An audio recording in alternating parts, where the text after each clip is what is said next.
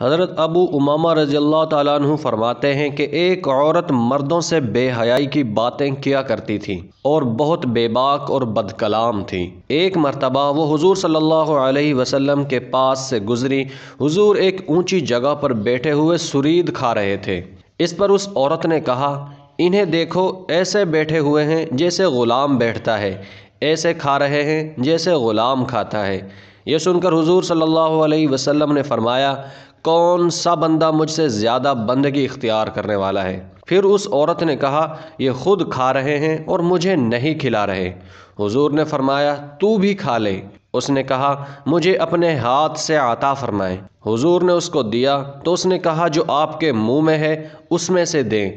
حضور نے اس میں سے دے دیا، جسے اس نے کھا لیا۔ اس کھانے کی برکت سے اس عورت پر شرم و حیا غالب آ گئی اور اس کے بعد اپنے انتقال تک کسی سے بے حیائی کی کوئی بات نہ کی۔